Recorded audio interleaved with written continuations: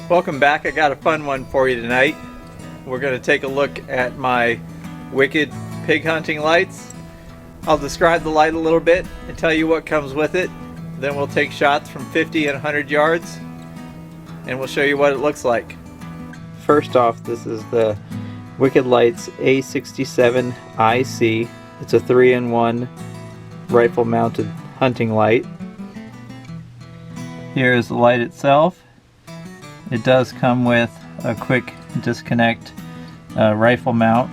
I'll show you that later. There's a Picatinny rail that mounts on top of your rifle scope, and then just perches on top of it.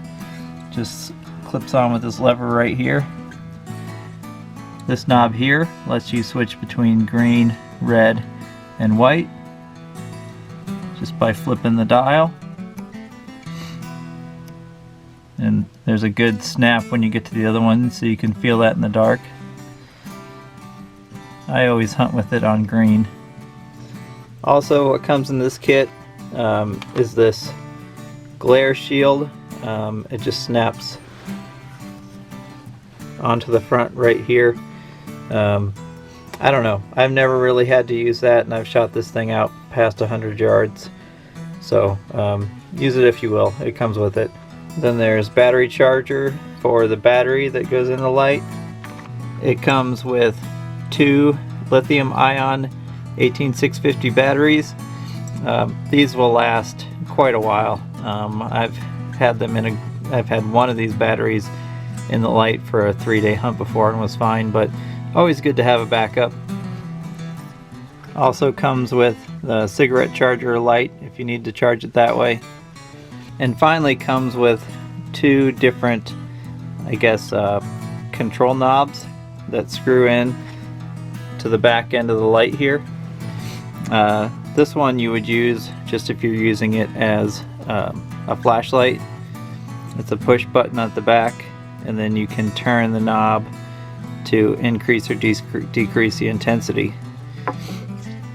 I do use that sometimes when I'm blood tracking in the wintertime. And then the one that I use when I'm hunting is this guy. So this strap slips over the stock of your gun. And there's also a stick pad back here, but I never stick it to the stock. I like to be able to take it on and off of there.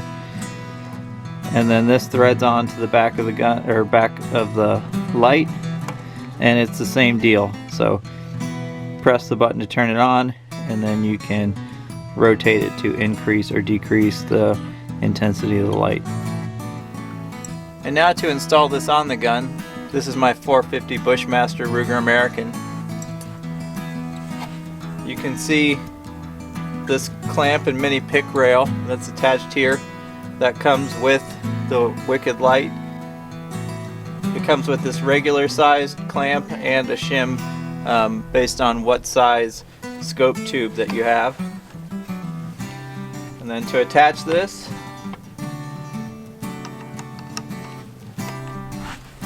simply set that on the rail, pull the lever, snaps right in place. If you ever need to tighten this, you press in on the lever, that screw pops out, and tighten that about half turn. And then snap it on there again. And you can see that's on there nice and tight. It's not going anywhere. To mount the control button, just take the elastic strap, slide it over the barrel of your gun,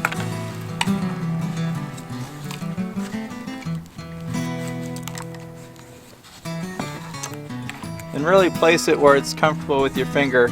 I shoot left-handed, so having it right here, it's right about where my hand rests underneath here, and it's not a problem to hit that button and spin it with my finger. And then this end just screws in to the back of your light. And then for me, left-handed, and press the button.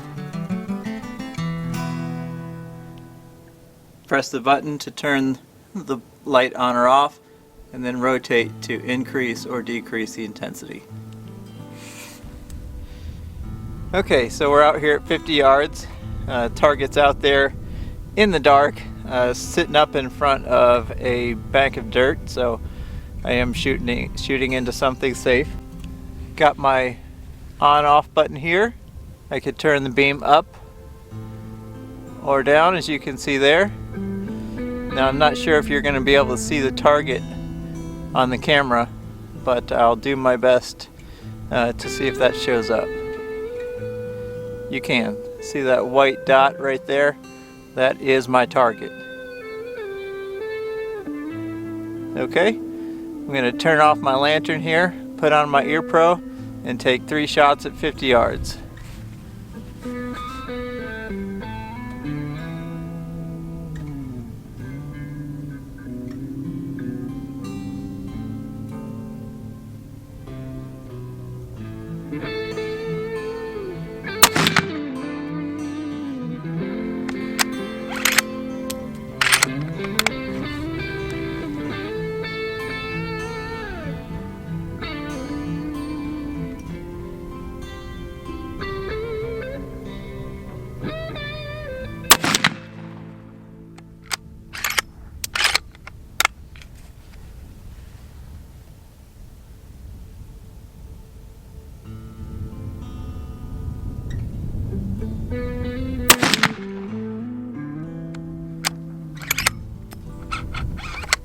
There's my 3 shots. We'll go take a look in a second, but I'm going to try to hold the scope up and see if I can get a shot with the camera through the scope. So there's a look at what it looks like through the scope, and as you can see, it actually shows up a bit brighter through the scope than it does in real life. Okay, so there you go. Obviously the gun not quite perfectly on there, but you see it's a pretty tight group, so it had nothing to do with being able to see or not see with the light. That's just me needing to spend more time getting the gun centered.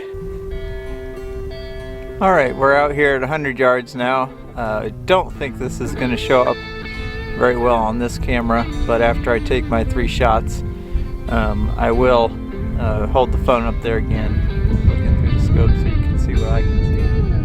Just with my naked eye, I can see the target just fine right now, and I'm not even looking through the scope, so I know I shouldn't have any issues from this distance. I will say this gun is zeroed, or was zeroed, at 50 yards, so I am going to aim a little high and a little left based off my last performance. Here we go.